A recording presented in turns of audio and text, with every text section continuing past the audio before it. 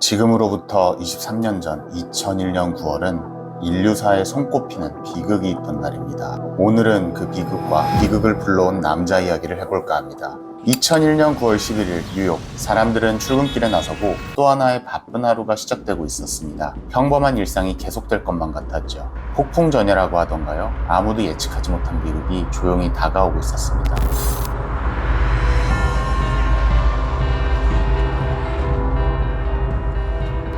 Huge explosion now, raining debris on all of us. We better get out of the way. Smoke is filling the entire area. We crashed.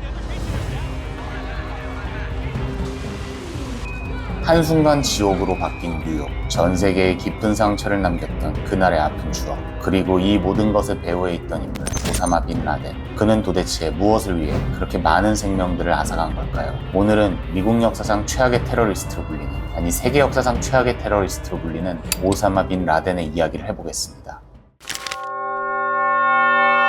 1957년, 때는 빈 라덴이 처음 태어났던 해로 거슬러 올라갑니다. 빈 라덴은 사우디아라비아 리야드에서 건설업자인 아버지 무함마드 빈 라덴의 7번째 아들로 태어났습니다. 그의 아버지는 예멘 출신으로 사우디아라비아로 이주해 처음에는 항구에서 하역 노동자로 일하다가 뛰어난 사업 수완으로 건설 사업을 일으켜 부유한 사업가로 자리 잡았습니다. 심지어 사우디아라비아를 통틀어 아랍 전역에서 가장 큰 기업 중에 하나가 빈 라덴 그룹이 되었죠. 무함마드 빈 라덴은 왕실을 위한 궁전과 모스크 건설로 사우디 왕실과의 관계를 공고히 하였습니다. 그의 독실한 이슬람 신앙도 그 막대한 이익을 가져다준 건설 프로젝트를 수주하는 데 크게 기여했습니다. 그는 이슬람에서도 와하비즘이라는 근본주의 사상에 가까운 인물이었습니다. 와하비즘이란 18세기 압둘 와하비 창시한 이슬람 부흥운동으로 현재 사우디아라비아의 건국 이념을 형성하기도 한 중요한 종교 정치적 사상입니다. 와하비즘은 엄격한 이슬람 근본주의를 추구하며 완전한 절제와 정직, 순수함을 강조합니다. 이 때문에 사우디 왕실은 빈 라덴의 아버지를 굉장히 신뢰하고 있었죠.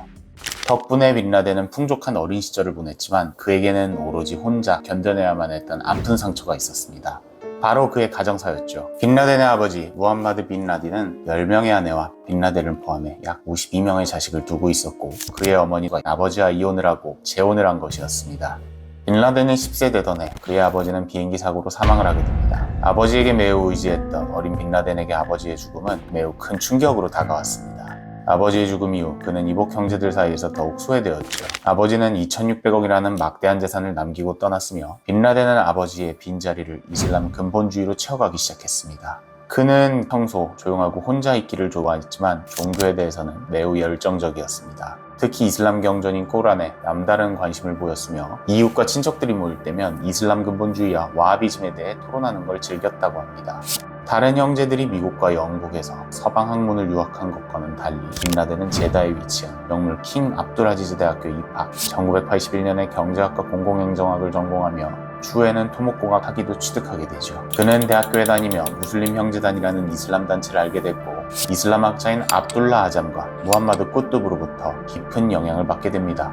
압둘라 아잠은 국제지하드 네트워크를 최초로 조직하며 명성을 떨쳤고 이 네트워크는 빈 라덴이 훗날 알카에다와 무자히딘 조직을 만드는 데 큰 일조를 했습니다. 그리고 지하드 운동의 교과서라 평가받는 사인포스트의 저자이자 무슬림 형제단의 핵심 지도자였던 사이드 꾸뚜브의 형제인 무함마드 꾸뚜브가 친분도 두터웠습니다.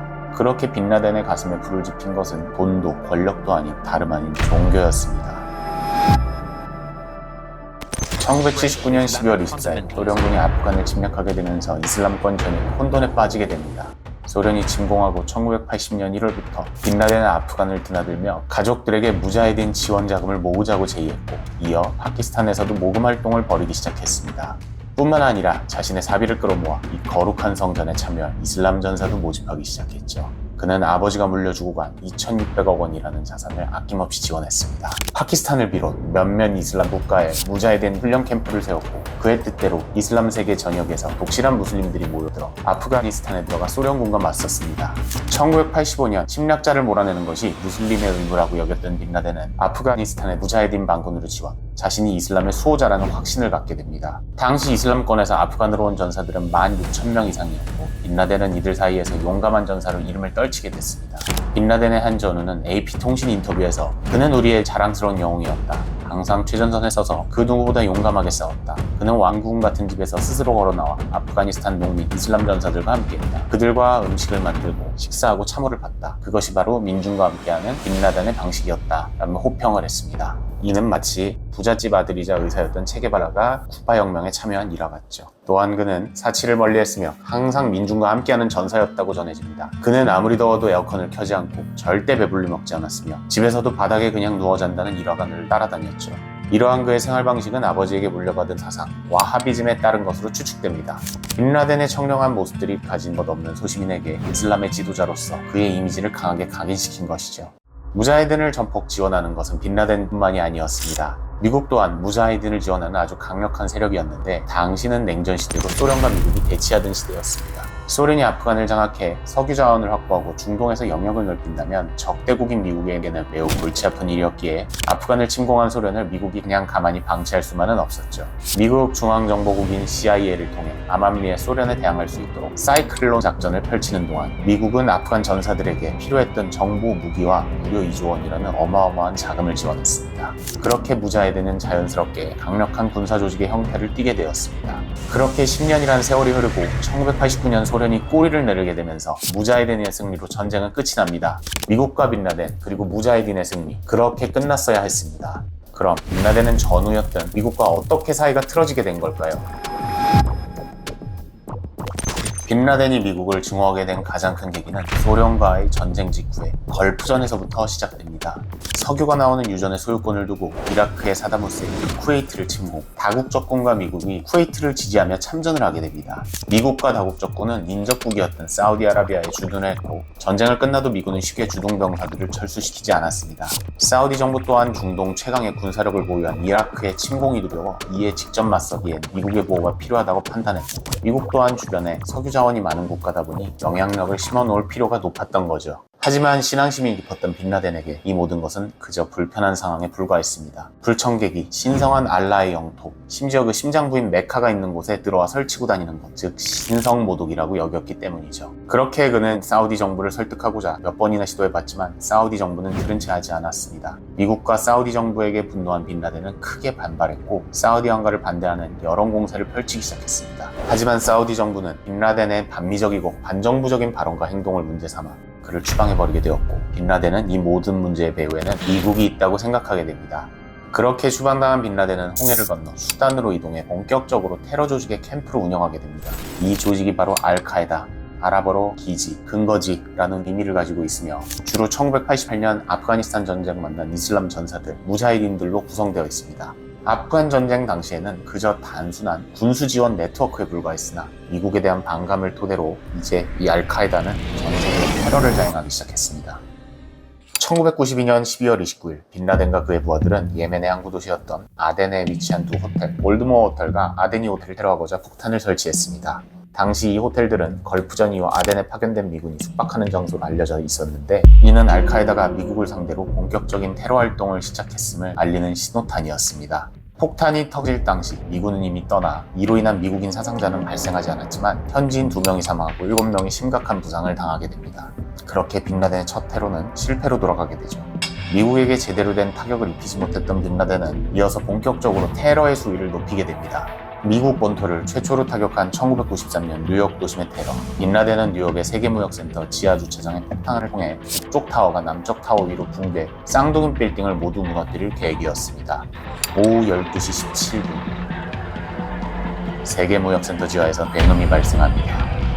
이때 터진 폭탄은 1200파운드의 요소 질산과 수소로 이루어진 장치로 세계 무역센터 지하에 거대한 크레이터를 만들어냈는데 그 크레이터는 1층부터 지하 5층까지 이어졌습니다.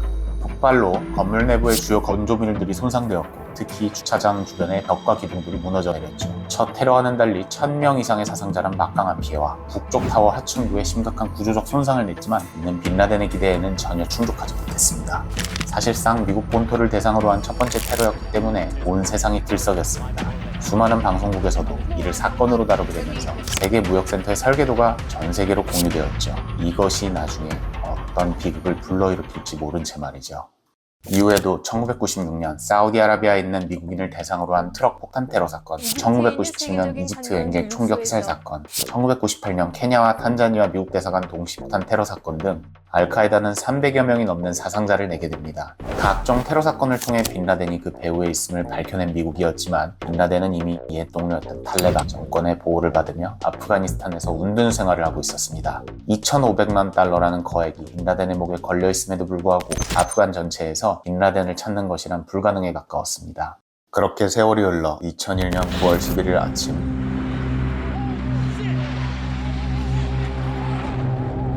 미국 역사상 최악의 테러가 발생합니다. 한순간 지옥으로 바뀐 뉴욕의 아침, 사람들은 큰 충격에 빠졌습니다. 오후 8시 49분, 언론들은 이 사고를 긴급 보도하기 시작했고 이후 세계무역센터에서 사람들에게 비상대피 명령을 내렸습니다.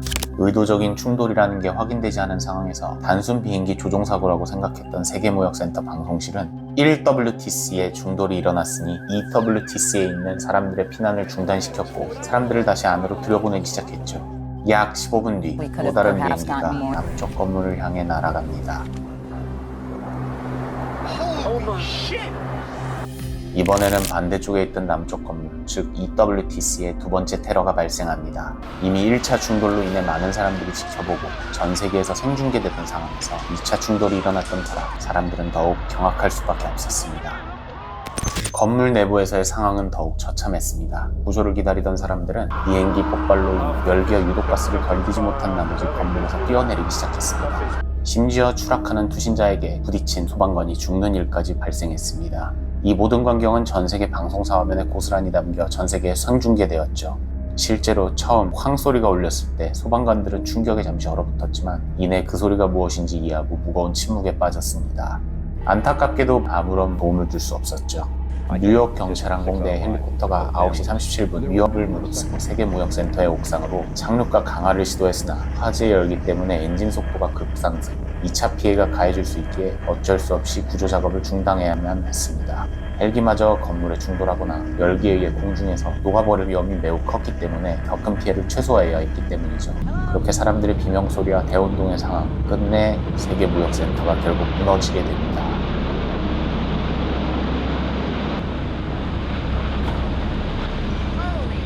같은 시각 플로리다의 한 초등학교에서 아이들에게 그림책을 읽어주던 조지 W 부시 대통령은 비서실장에게 충격적인 소식을 전달받았습니다. 미국이 공격받고 있습니다. 이 소식을 들은 부시 대통령은 침착한 표정으로 약 7분간 아이들에게 계속 책을 읽어주다가 교실을 떠났습니다. 이후 조사위원회에서 왜 7분간 교실에 머물렀냐는 질문에 부시 대통령은 학생들과 대중을 안심시키기 위해서 잠시 지체했다고 설명했죠. 9일 한 인터뷰에서 그는 화를 내는 모습을 보였다며 학생들이나 보고 있던 기자들이 당황할 수밖에 없었기 때문에 침착한 척하려고 애썼다고 말했습니다. 그렇게 교실을 떠나 이 모든 배후에 알카에다와 빈라덴이 있었다는 걸 알게 된 조지 부시는 빈라덴을 잡기 위해 아프가니스탄의 빈라덴과 알카에다 지도부를 넘길 것을 요구했으나 이들을 보호하고 있던 무장정권 지도자 물라 오마르는 빈라덴과 서로에게 충성서약을 맺을 정도로 긴밀한 관계였고 조지 부시의 요구를 거부하며 계속 이들을 비호했습니다. 9.11 테러로 분노가 극에 달하던 조지 부시와 미국은 그들을 전 세계적으로 간주, 테러와의 전쟁을 선포하게 됩니다. Our enemy is a radical network of terrorists and every government that supports them. 그렇게 미국과 아프가니스탄의 기나긴 전쟁이 시작됐지만 빈라덴에 대한 행방은 여전히 묘연했습니다. 조지 부시 대통령이 현상금을 2배로 올려 역사상 최고액인 5천만 달러를 제시했지만 끝내 행방을 찾지 못할 만큼 빈라덴은 은밀하게 생활했습니다. 그렇게 세월이 흐르고 이 모든 부담은 조지 부시 퇴임 이후 오바마 대통령이 떠안게 됩니다. 그는 재임 기간 동안 오사마 빈라덴의 행방을 집요하게 추적했고 빈라덴이 파키스탄에 있다는 사실을 알아냅니다. 하지만 파키스탄 내에서 빈라덴을 찾는 것은 여전히 불가능에 가까운 일이었죠. 이때 오바마 정부는 빈라덴의 생활 반경 범위를 좁히기 위해 획기적인 방법을 떠올리게 됩니다. 파키스탄은 나이지리아, 아프가니스탄과 함께 전 세계에서 소아마비로 곤욕을 치르고 있는 나라 중 하나로 꼽힙니다. 파키스탄의 위기를 기회로 삼아 미국은 파키스탄에 무료 소아마비 백신 캠페인을 진행했습니다. 소아마비 백신은 진짜 무료로 접종을 해주었지만 이때 백신을 통해 채취한 혈액의 DNA로 개인정보를 추적, 마침내 빈라덴의 자녀들의 DNA를 확보했고 이를 기반으로 빈라덴의 위치를 파악하는 데 성공하게 됩니다. 빈라덴이 숨어 지내던 것은 파키스탄의 수도인 이슬라마바드에서 북동쪽으로 56km 정도 떨어진 지점에 위치한 카에베르 파크툰코아주 아보타바드의 호화 주택가 속 안전가옥. 이곳은 파키스탄에서도 상류층이 주로 사는 지역이었고 인근 경찰서와 불과 250m 거리인데다가 가까운 곳에 파키스탄 육군사관학교를 비롯한 군사시설들도 자리 잡고 있어 공권력이 잘 미치지 않는 아프가니스탄의 산골이나 동굴에 은둔하고 있으리라는 미국의 기존 추측과는 한참 동떨어진 곳이었습니다. 처음에는 정확한 위치를 알아내기 어렵지만 창문이 하나도 없는 유달리 특이한 구조로 이루어진 가옥이 수상해 오랜 시간 지켜본 결과 매우 높은 확률로 빈라덴이 거주할 것이라고 추측했던 것입니다. 그렇게 현장 분석가들의 확신에 의해 미군 작전가들은 다양한 방법을 오바마 대통령에게 제시합니다. 첫 번째, 알레이버크급 구축함의 토마호크 미사일로 안전가옥을 날리기. 두 번째, B-2로 파키스탄의 방공망에 몰래 들어가 융당 폭격으로 빈라덴을 날리기. 마지막으로 셋째, 특수부대를 투입해 빈라덴을 암살하기. 첫 번째와 두 번째 옵션의 경우 인근에 위치한 군관 장성들이 많았고 수도 방공권에도 포함되는 지역이었기 때문에 사실상 파키스탄과의 전쟁으로 이어질 가능성이 있어 함부로 진행이 불가능한 상황이었습니다. 추가로 정치적 목적을 위해서라도 반드시 빈라덴의 시신을 회수하고 신원을 확인해야 했기 때문에 첫 번째와 두 번째 옵션을 선택한 경우 빈라덴의 신원 확인이 불가능했죠. 그렇게 오바마 대통령은 자신이 가장 신뢰하는 미군 최종의 특수부대 중 하나인 미해군의 내부그루를 침투, 오사마 빈라덴을 사살하라는 명령을 내리며 본격적인 넵튠 스피어 작전이 개시됩니다. 넵튠은 그리스 신화에 나오는 바다의 신 포세이돈의 영어식 이름으로, 스피어는 그의 삼지창을 의미했죠. 그만큼 정밀하게 작전의 목표인 빈라덴을 제거하라는 의미를 지닌 작전명이었습니다. 파키스탄 현지 시간 2001년 5월 1일 새벽 1시 작전은 신속하고 빠르게 진행되었습니다. CIA 분석에 의하면 총 38분이라는 짧은 시간 동안 5명이 사망했고 17명을 생포했다고 밝혔죠. 확인 사살 중 빈라덴으로 추정되는 인물은 육안으로 신원을 확인할 수 없을 만큼 훼손됐기 때문에 대원들은 현장에 있던 아이돌을 각각 다른 방으로 끌고 가 옆방에 사망한 남성이 빈라덴이 맞냐고 질문해 놀다 맞다고 대답하자 그렇게 모든 넵튠 스피어 작전은 종결됐습니다. The United States has conducted an operation that killed Osama bin Laden, the leader of Al-Qaeda. 이후 오사마 빈라덴의 시신은 페르시아만에 전개된 미 해군 항공모함으로 옮겨져 신원 확인을 위해 다양한 검사를 받았으며 9시간 만에 미 해군 이슬람 군종 장교의 간단한 의식 이후 추를 달아 아라비아만에 수장되었습니다. 24시간이 지나기 전에 시신을 처리하는 게 이슬람의 전통이며 오사마 빈라덴의 시신을 받아줄 나라가 없기 때문에 수장시켰다고 공식 발표하였습니다. 빈라덴의 죽음은 마치 전 세계적으로 테러의 공지부를 찍는 듯한 사건이었지만 실제로 테러는 오늘날 여전히 이어지고 있습니다. 과거에는 알카에다를 중심으로 한 집중적 테러였다면 이제는 산발적인 전 세계적 테러가 이어지고 있는 모양새죠. 오늘은 한때 미국의 전우였지만 끝내 미국 역사상 최악의 테러리스트로 평가받는 반미 지도자 오사마 빈 라덴에 대한 이야기였습니다. 빈 라덴이 뿌린 증오와 테러리즘의 씨앗은 그로부터 약 10년 후 또다시 ISIS라는 사상 최악의 이슬람 무장단체로 변질돼 수만 명, 수십만 명의 생명을 앗아갑니다. 다음 영상에서는 ISIS의 창시자이자 지도자인 알 바그다디의 영상으로 돌아오겠습니다. 유태양 작가였습니다.